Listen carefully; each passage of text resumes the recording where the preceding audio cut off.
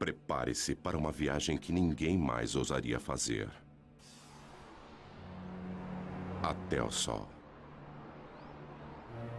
Acima da camada protetora da nossa atmosfera, você ficaria exposto ao impacto total da radiação letal do Sol. O ultravioleta queimaria sua pele em segundos.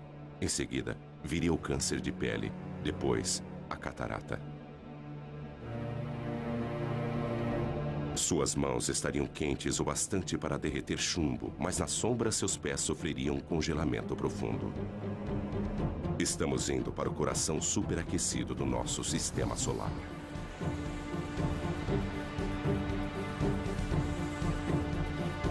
Aqui, forças invisíveis dão origem a arcos de fogo tão grandes que engoliriam a Terra.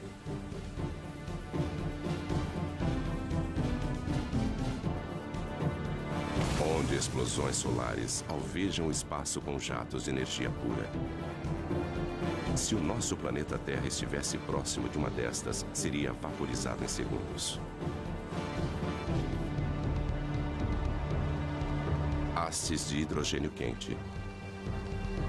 Este prado vermelho é invisível para nós na Terra, onde ficamos ofuscados pelo brilho intenso que existe abaixo dele. Aqui, jatos de calor sobem e descem, cada um com o tamanho do Texas e com 1.600 quilômetros de profundidade. E ainda mais abaixo, em seu núcleo, a temperatura é de 17 milhões de graus centígrados. Mas o planeta Terra está à distância certa desse inferno. Enquanto outros planetas são congelados ou escaldantes, nós, a 150 milhões de quilômetros, estamos em uma zona confortável. Um pouco mais perto e os oceanos ferveriam. Mais distante e a Terra seria um deserto gelado.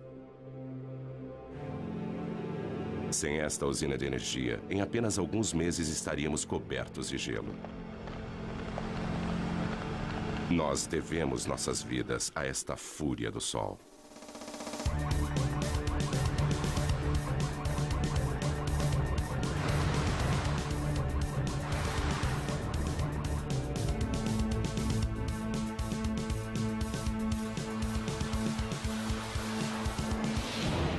Sol indomável. O Sol sustenta a vida na Terra. Seu calor dirige nosso clima, evaporando a água dos oceanos e movimentando-a através dos continentes. A chuva e a neve tornam os terrenos adequados para a vida. Mas o nosso Sol não é apenas calor, também é luz. O milagre das plantas é sua habilidade em usar a luz do Sol para crescer.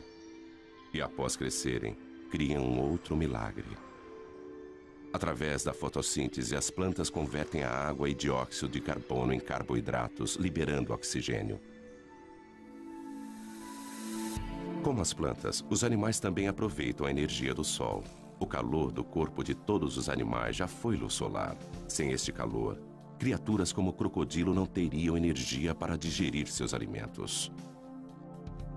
Uma câmera de mapeamento térmico mostra as áreas quentes, as protuberâncias nas costas do crocodilo que desenvolveram-se para captar o calor do Sol. Eles absorvem o calor através da pele, que o transporta para a corrente sanguínea. Os alimentos apodreceriam no estômago frio de um crocodilo. Nós também gostamos de nos deitar ao sol. E quando fazemos isso, obtemos mais do que apenas um bronzeado. Nossa pele começa a produzir ingredientes para as vitaminas que precisamos para sobreviver, usando reações químicas que são desencadeadas pela energia da luz do Sol. Nós devemos nossas vidas a esta imensa usina de força natural. Ela utiliza como combustível o elemento mais simples do universo, hidrogênio, o gás mais leve que o ar, que antigamente era usado para sustentar o voo das aeronaves. 1937, 70 toneladas de hidrogênio impulsionam o Heidelberg sobre Nova Jersey. Mas ocorre uma faísca.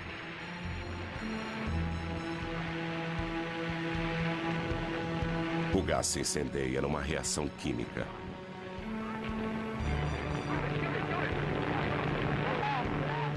Mas o mesmo hidrogênio, através da fusão de uma reação nuclear como a do Sol, arrasaria Nova York.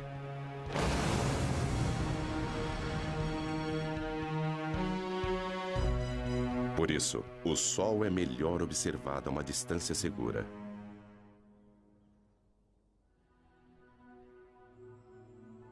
Lago Big Bear Mountain, onde o ar frio e tranquilo não é afetado pelas ondas de calor.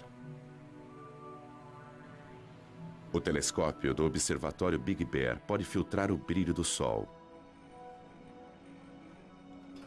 Ele focaliza apenas uma frequência específica de cor. E um novo Sol é revelado.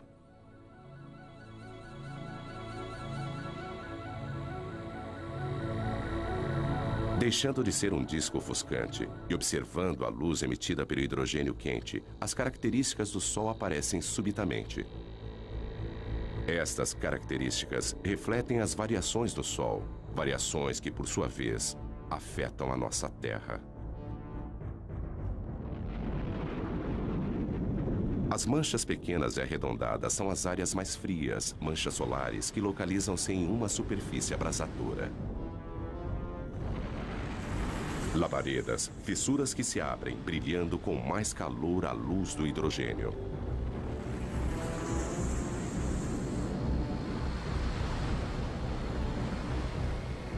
Estas manchas são algumas das áreas mais claras.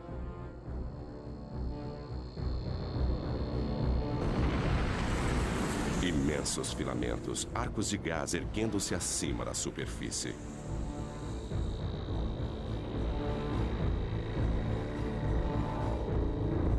Vistos de frente, eles são as linhas escuras que serpenteiam sobre a superfície do Sol.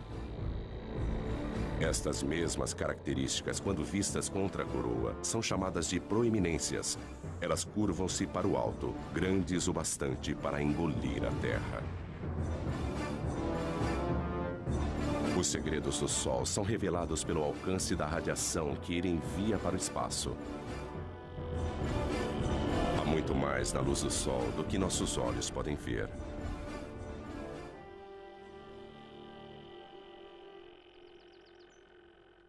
Graças à internet, ninguém precisa visitar um observatório para estudar o Sol. O professor e escritor Ken Lang trabalha na própria casa em Boston. Ele dedicou grande parte de sua carreira a pesquisar o que faz o Sol brilhar. O segredo está na capacidade do Sol de comprimir os átomos de hidrogênio com tamanha potência que eles se fundem, transformando-se em hélio. O Sol brilha por fusão nuclear. A fusão de 4 átomos de hidrogênio e 1 de hélio. Primeiro um átomo de hidrogênio funde-se a outro, depois mais um e um quarto. Mas o hélio pesa menos do que 4 átomos de hidrogênio que o formaram. Então a massa é menor do que a que você utilizou. Essa diferença na massa é a energia que alimenta o Sol. Alguns quilos de matéria transformam-se em energia em uma bomba H. Mas a cada segundo, o Sol libera a mesma energia de 1 milhão de bombas H. Apesar disso, existe uma força que impede que ele se fragmente. A gravidade. Ela é forte o bastante para manter o monstro nuclear sob controle. A gravidade comprime o Sol, fazendo com que ele se aqueça por dentro. As partículas movimentam-se mais rapidamente e a fusão nuclear ocorre a uma taxa mais veloz. Isso gera uma pressão de dentro para fora que faz com que o Sol se expanda e resfrie-se novamente. Mas quando a fusão obriga o Sol a se expandir, a gravidade volta a agir. O núcleo se aquece e a fusão nuclear aumenta. Então o pêndulo fica oscilando entre a gravidade e a fusão. É como um cabo de guerra indo e voltando, mas sem vencedor.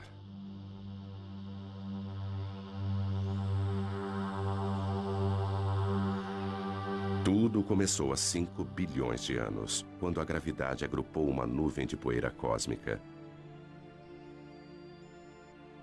No núcleo, tornando-se mais denso e mais quente, o gás e a poeira fundiram-se. Cometas disparavam na direção do Sol recém-nascido. Hoje, o telescópio espacial Hubble observa o mesmo processo acontecendo em todo o céu.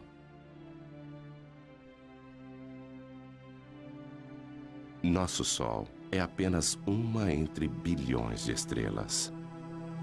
O Hubble aproxima-se delas e nos mostra estrelas de todas as idades num ciclo de vida em que todas estão conectadas, porque as estrelas nascem de outras estrelas.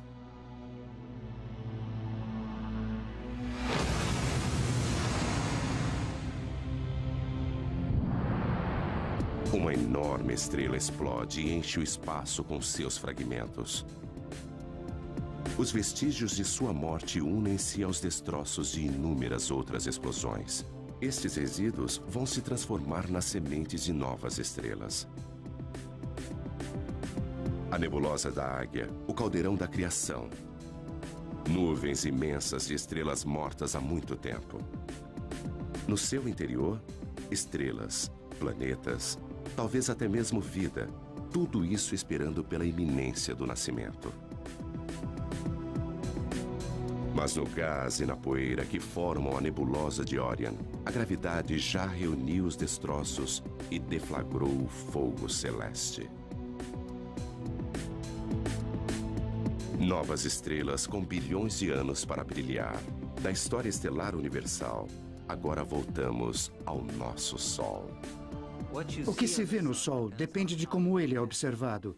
Além das cores visíveis, existem os raios-x invisíveis, raios ultravioleta, raios infravermelhos e ondas de rádio. As partes mais interessantes do Sol estão em comprimentos de ondas visíveis. Elas fornecem uma nova perspectiva. Da mesma forma que a sintonia de uma TV, cada novo comprimento de onda fornece uma nova imagem, uma vez que a maior parte desta radiação invisível é absorvida pela atmosfera. Nós lançamos satélites. 5, 4, 3, 2... Cabo Canaveral, dezembro, 1995. Espaçonave Atlas. O satélite Sorro paira no espaço em um ponto especial, a 1.600.000 quilômetros, onde a força gravitacional da Terra é tão forte quanto a do Sol. Este observador do Sol, alimentado pela energia solar, encontra-se equilibrado entre os dois. NASA, Centro Espacial Goddard. Os cientistas aqui estudam as imagens que o Sorro enviou para a Terra durante vários anos. Mas em 1998, o controle da missão perdeu estas imagens quando o Sorro girou em relação ao Sol e sua energia falhou. Tudo o que eles podiam fazer era aguardar e esperar que a espaçonave voltasse à posição de frente para o Sol. Lentamente, isso aconteceu. Imagens da galeria do Sorro. Se os nossos olhos pudessem ver a radiação ultravioleta, então a aparência do Sol seria mais ou menos esta.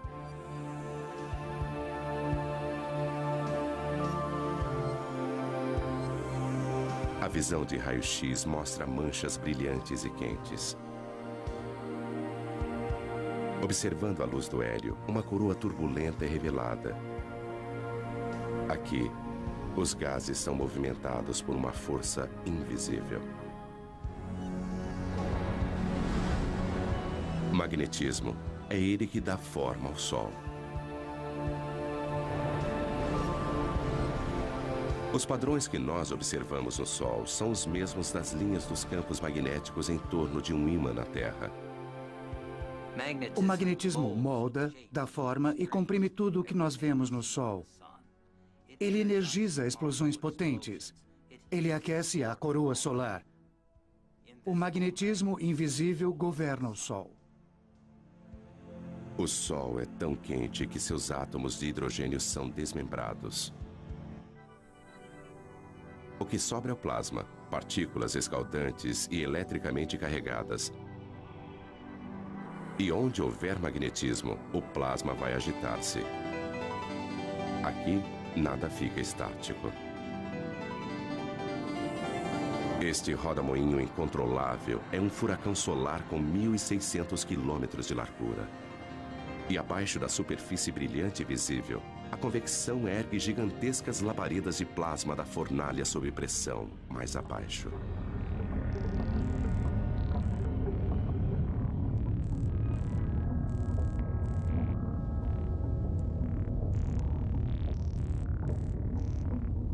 Ainda mais fundo, o plasma abrasador, prisioneiro do campo magnético, serpenteia em rios de fogo.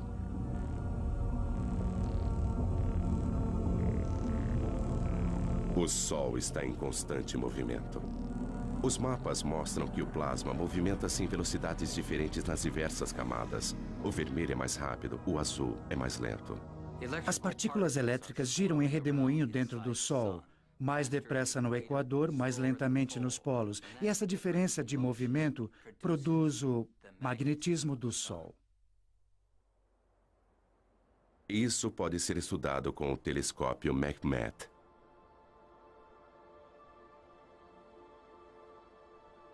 O coração deste observatório é um buraco na montanha, com um espelho no topo.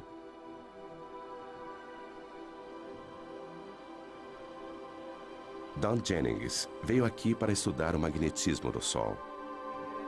Apesar dele jamais alcançar a Terra, isso não vai impedi-lo.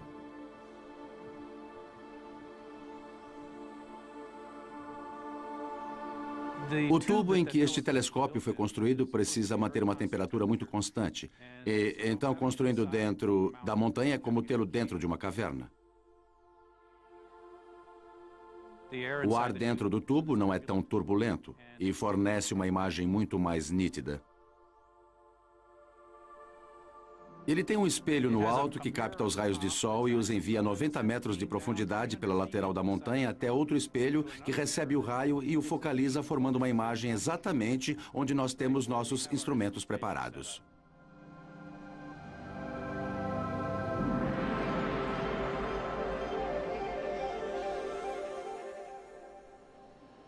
É possível ver uma grande mancha solar. E o mais incrível para mim é aquela mancha solar ali atrás. São duas manchas solares desta vez e não uma só. E como estamos planejando mapeá-las? Alinhe a fenda ali e deslize para... Don e Pedro Sada são mapeadores de campos magnéticos. É um trabalho duro. A paisagem e as manchas solares mudam constantemente. Manchas solares são áreas em que o campo magnético é muito forte e a atividade na superfície solar é muito intensa. E nós queremos estudar a estrutura dos campos magnéticos na região das manchas solares e também observar como elas mudam de hora em hora, de um dia para o outro. Para estudar o objeto mais quente do nosso sistema solar, eles precisam ir para o outro extremo de temperatura.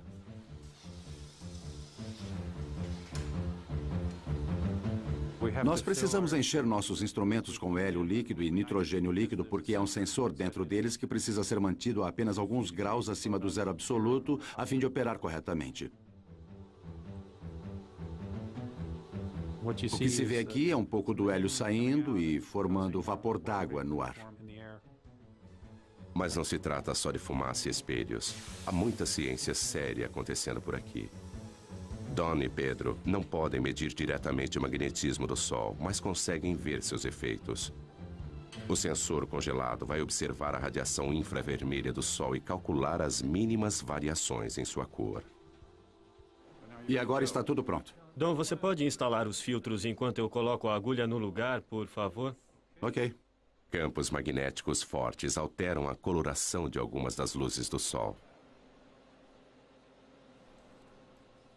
Don e Pedro sabem qual deveria ser a cor, e observando o quanto ela mudou, eles podem mapear a força do magnetismo em torno de uma mancha solar. Ok, Don, eu vou focalizar a câmera para nós podermos ver melhor a mancha solar. Ok, faça isso.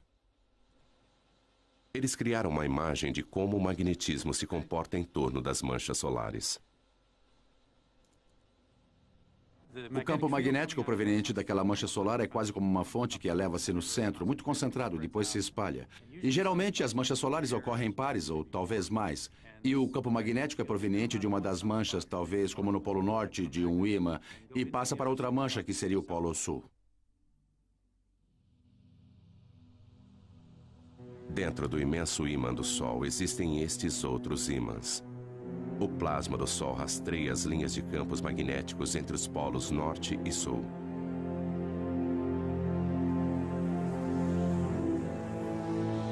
Quando o Sol fica mais ativo, o magnetismo é mais complexo. Então, a superfície é transformada em um tapete de agitação magnética.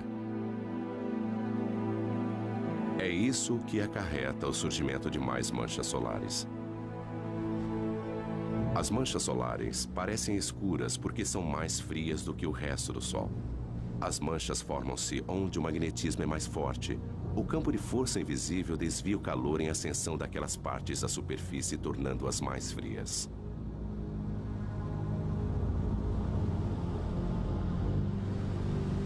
Se você pudesse entrar no centro de uma mancha solar, veria que ela apresenta uma ligeira depressão. Tem mais ou menos o formato de um prato.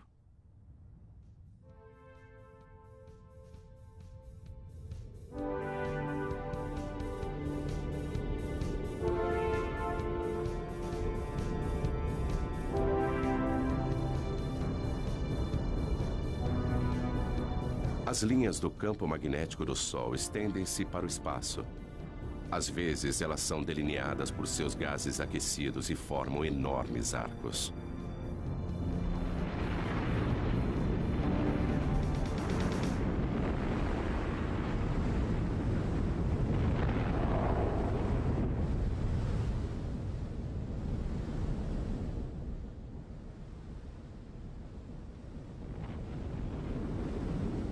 Estas são as proeminências. As linhas magnéticas agem como tramas invisíveis, atraindo o plasma para fora.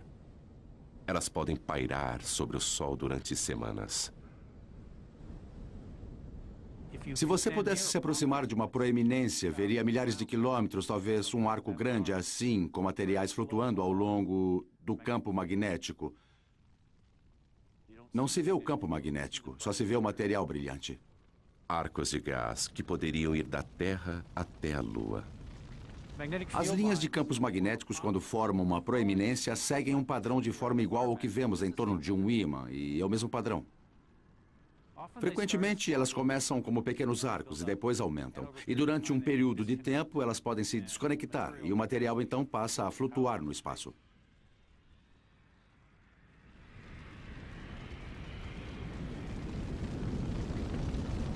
Um imenso estilingue solar lança longe milhões de toneladas de partículas.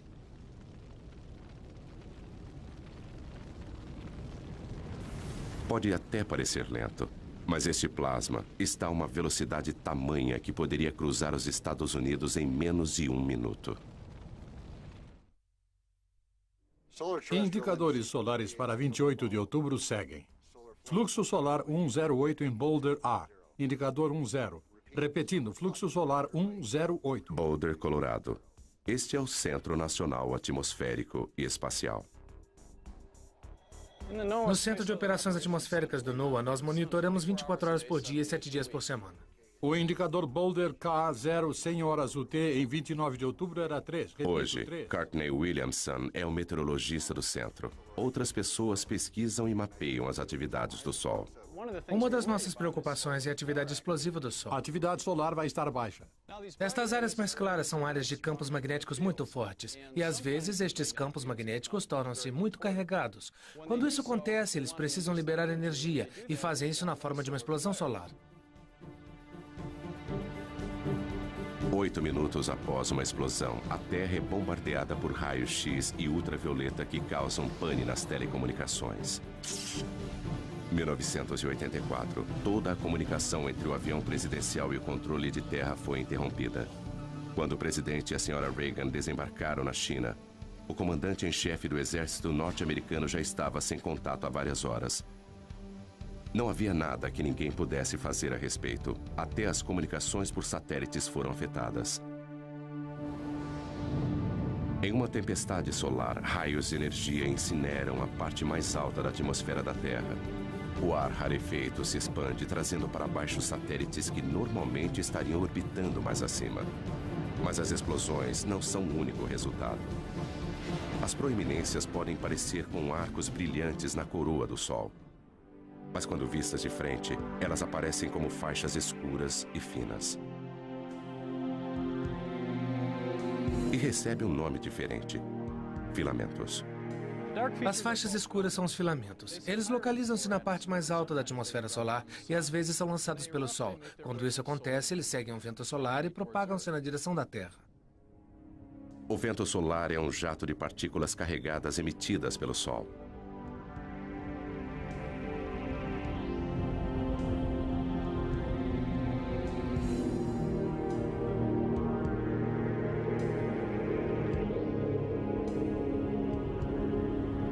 Nossa estrela sofre constantes explosões, enviando milhões de toneladas de elétrons e prótons para o espaço a cada segundo.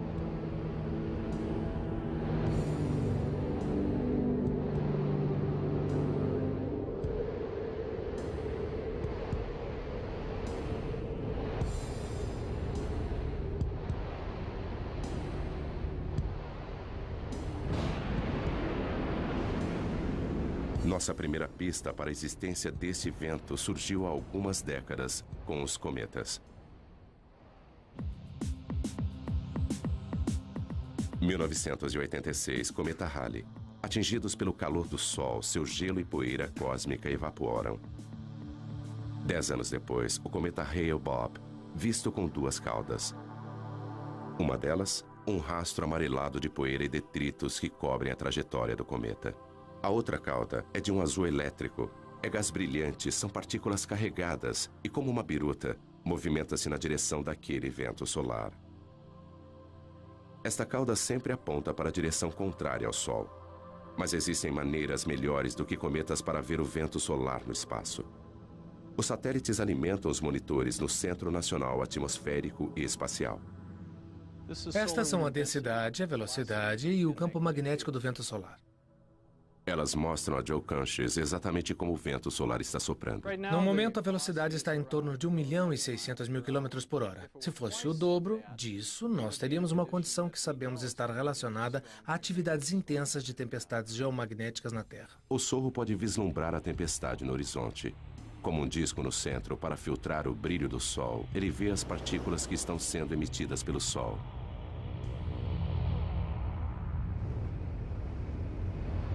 Elas atingem o sensor da câmera e faiscam.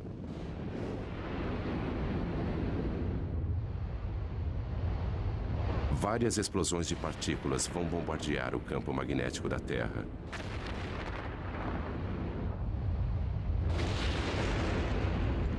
Isso tem um preço, às vezes com consequências devastadoras para o planeta. Esta imagem computadorizada mostra o campo magnético da Terra sendo bombardeado em 1997 por gigantescas rajadas de vento.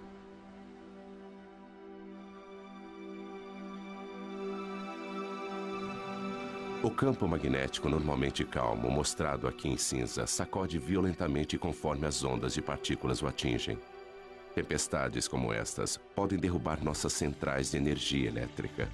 As mudanças bruscas no campo magnético agem como um dínamo, gerando eletricidade nos cabos de alta tensão. Os circuitos falham ou queimam. Quebec, 1989. Esta manhã, 6 milhões de pessoas em toda Quebec acordaram na escuridão. Os funcionários da Hydro-Québec acham que o blackout foi causado pelo Sol. Escuridão em Montreal. Mas luzes para o resto da América do Norte.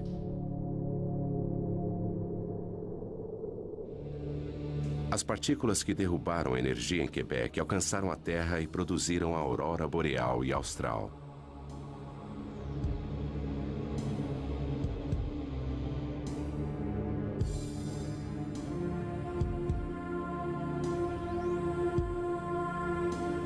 Elétrons em alta velocidade jorram pelas linhas de campos magnéticos da Terra. Como a eletricidade que faz brilhar uma lâmpada de neon, eles colidem com o oxigênio da nossa atmosfera e brilham.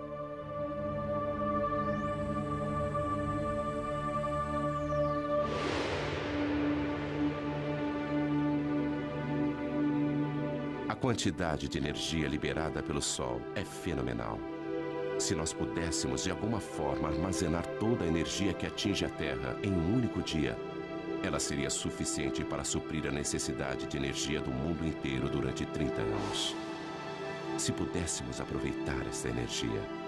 Quando se trata de energia solar, Dave Reeves sabe que é preciso pensar grande. Barstow, Califórnia. Bem, estamos na maior usina de energia solar do mundo. Dave tem mais de 1 milhão de metros quadrados de refletores. Nós produzimos energia suficiente aqui, na média, para cerca de 50 mil casas. Em seus gigantescos campos na Califórnia, apesar de não cultivar nada, ele ainda consegue ter uma colheita. Estamos recolhendo a energia do Sol, concentrando-a com esses refletores em forma de parabólica para um tubo central, onde temos um fluido que aquece e depois transporta esta energia em forma de calor para conversores de calor que a transformam em vapor.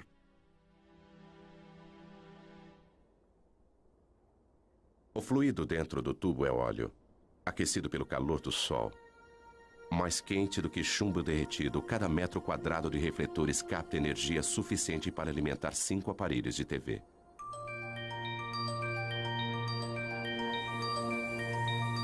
Da luz do sol, às luzes elétricas. Apesar de ter programado 500 mil de refletores para seguirem a trajetória do sol no céu, alguns raios solares ainda escapam de Dave. Nós contamos cerca de 30 dias nublados por ano, além de dias que são parcialmente nublados. Mas isso ainda nos deixa uma grande maioria de dias claros e ensolarados.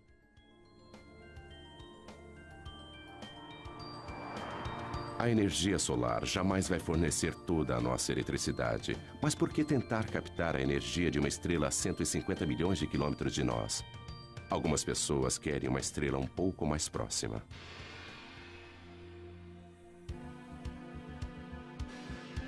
General Atomics, San Diego.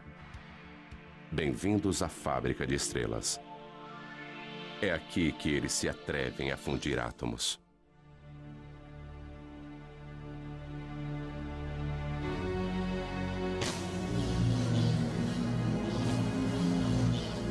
Em um certo sentido, nós somos como uma mini fábrica de estrelas. Nós produzimos algumas coisas muito quentes aqui, muito mais quentes do que qualquer outra coisa na Terra.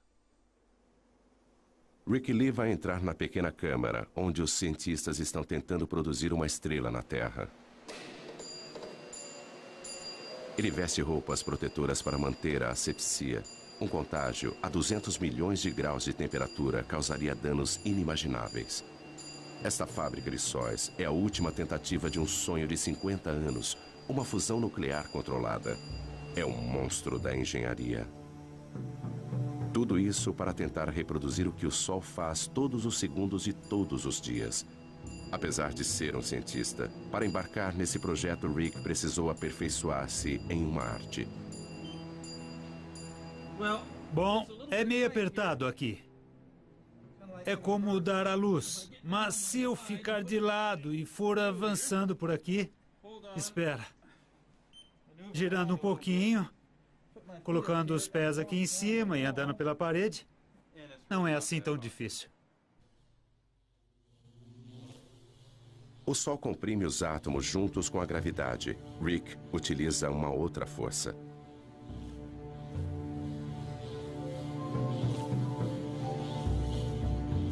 Usaremos campos magnéticos muito fortes para comprimir estas partículas. Tempo suficiente para se fundirem. Até podemos pensar nisso como uma garrafa magnética.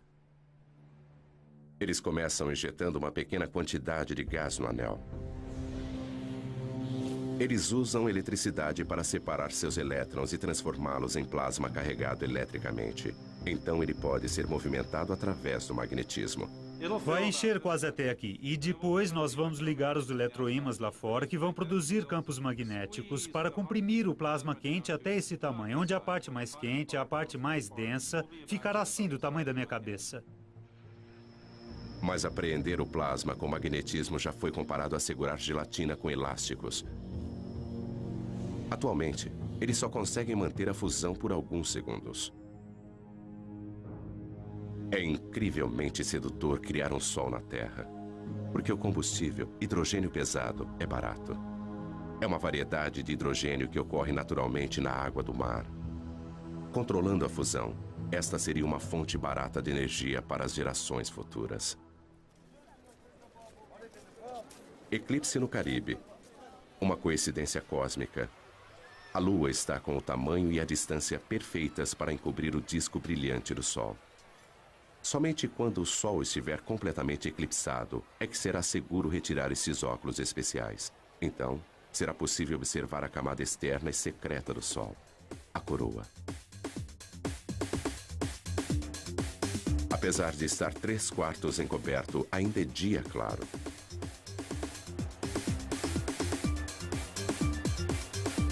A escuridão diurna abate-se sobre Curaçao.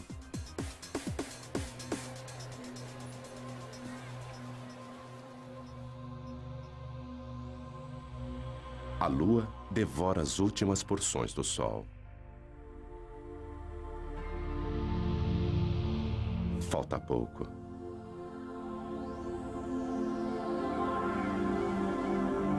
Agora, com o brilho encoberto, a coroa, a camada externa branca e brilhante do sol, está visível.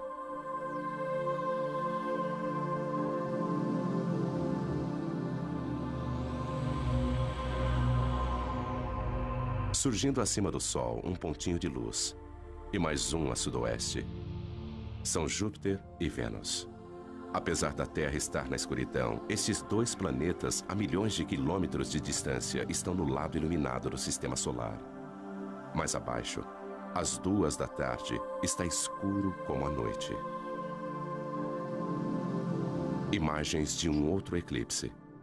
Nem todos os campos magnéticos são arcos fechados. Alguns estendem-se para fora e a coroa os segue em raios. As linhas magnéticas lançam-se para o espaço e, às vezes, é possível ver uma proeminência.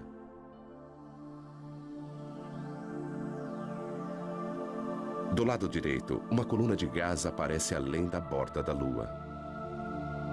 Uma espiral rosada vista a olho nu apenas durante o eclipse.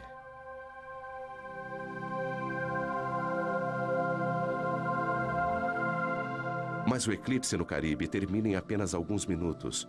É como um anel de diamante, quando os primeiros raios do Sol incidem sobre os vales da Lua. Os cientistas gostariam de ver a coroa todos os dias, mas os eclipses são raros e difíceis de acompanhar. Então eles os produzem. Há 70 anos, neste belo observatório francês, eles tiveram a ideia de colocar um pequeno disco na frente do telescópio a fim de criar um eclipse mesmo com o Sol brilhando.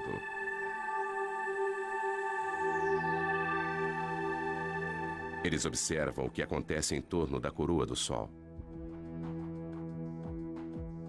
Durante 2 semanas, as proeminências aparecem e somem, e a expulsão de partículas enche a coroa e aumenta o vento solar.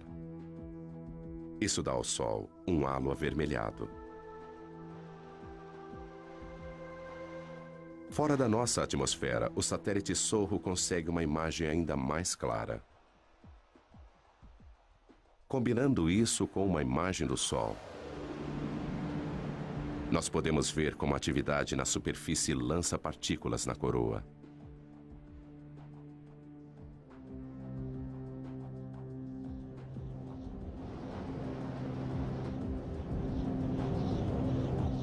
Mas a radiação e os ventos não são as únicas coisas que o Sol emite. Partículas minúsculas, os neutrinos, jorram do cerne nuclear.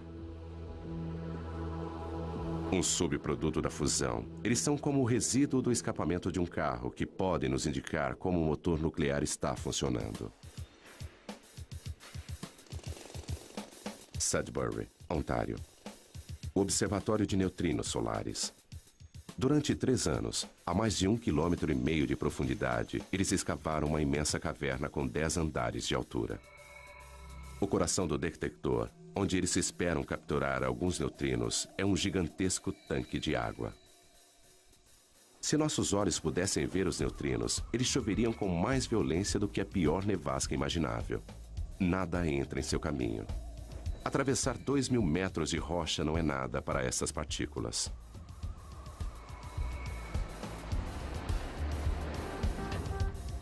Esta experiência requer o equivalente a 300 milhões de dólares em água pesada. Eles não podem comprá-la, então pediram emprestado. Lá se vão mais de 6 milhões de dólares pelo ralo. Eles usam a água pesada porque ela produz um pequeno flash quando é atingida por um neutrino. E este flash é o que eles estão buscando. Fusões nucleares diferentes produzem tipos diferentes de neutrinos. O tipo de neutrino e sua quantidade são fortes indicadores do tipo de reação que está acontecendo. Nenhum outro experimento pode nos contar tanto a respeito do núcleo do Sol. Existem cerca de 100 bilhões de neutrinos passando através da ponta do meu dedo a cada segundo. Mesmo assim, com 1.000 toneladas de água pesada, o melhor meio para detectar neutrinos no nosso detector só acontece uma vez por hora, de um neutrino produzir um flash de luz que nós podemos observar. Descendo, no nosso caso, uma profundidade de 2.000 metros, nós temos um grande paredão de rocha para evitar que os raios cósmicos atinjam o nosso detector. Assim, se colocássemos o detector na superfície da Terra, ele brilharia como a aurora boreal.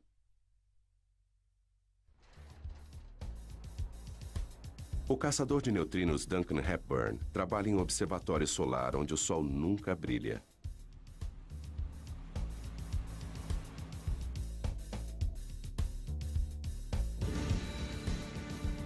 Mas além de desvendar os segredos do núcleo do Sol, este experimento também vai nos contar a respeito dos próprios neutrinos. Com este conhecimento, estaremos no caminho para saber o destino final do cosmos. O observatório de neutrinos precisa ser um lugar extremamente limpo. Tudo no mundo é radioativo, em certo grau, em níveis baixos. E a nossa defesa é manter o lugar extremamente limpo para que não caia nenhuma poeira no detector. Este laboratório subterrâneo é mais limpo do que uma sala de cirurgia. Duncan precisa se higienizar. Todo mundo que entra toma um banho. O mecanismo básico para detectar um neutrino é: ele vem do Sol, através de nossa Terra, para dentro da água pesada. Água pesada, mas os átomos de hidrogênio desta água têm um nêutron extra. Esse nêutron é o alvo. Quando é atingido por um neutrino, uma partícula de alta velocidade é liberada. Pense nisso como um jogo de bilhar e, de repente, nós veríamos uma bola correndo muito rápido. Ele produz um cone de luz azul.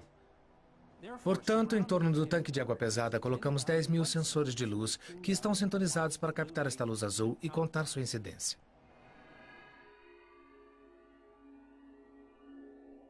Este cone de luz indica a direção de onde veio o neutrino. Este é um sinal muito valioso, porque nós sempre podemos comparar com o lugar onde achamos que o Sol se encontra no céu naquele momento. Além de desvendar os segredos do Sol, o projeto Sudbury conseguiu nos ensinar muito, muito mais. A questão mais fundamental da ciência pode ser respondida aqui. Os flashes na água podem revelar quanto os neutrinos pesam. Sabendo disso, podemos prever o futuro do universo.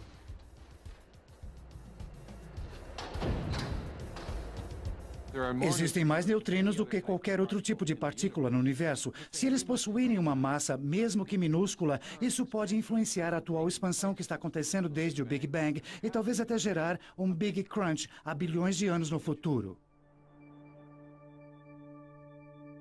Mas qualquer que seja o fim do universo, a morte da nossa estrela acontecerá bem antes.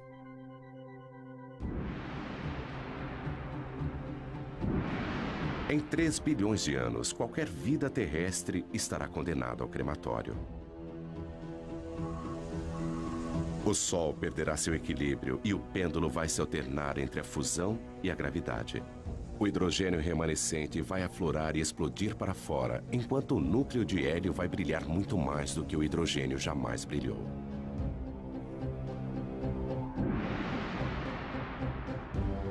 Com a expansão do Sol, os planetas mais próximos serão incinerados.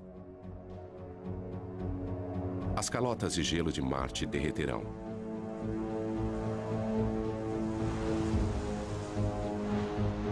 O Sol, maior, mas não tão pesado, perderá sua atração sobre os planetas e eles se afastarão. Rajadas de ventos escaldantes atingirão os planetas mais afastados. Saturno será desmembrado até o núcleo e seus anéis de gelo vão derreter e ser vaporizados.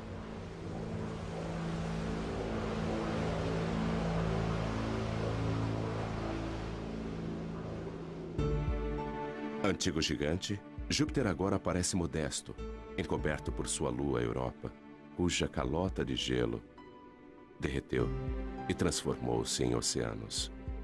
O sistema solar está irreconhecível.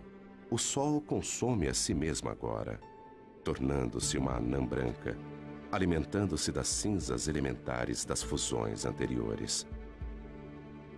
Em sua fase final, ele lança imensos jatos de poeira cósmica e os resíduos de sua morte alcançam muito além de seus antigos planetas. A ampulheta esgotou-se para o sistema solar. O Sol, que nutria e proporcionava vida para seus filhos, agora os devora. E ele lança suas cinzas ao vento cósmico para que sejam reunidas em nuvens e depois formar novas estrelas, novos planetas e talvez nova vida.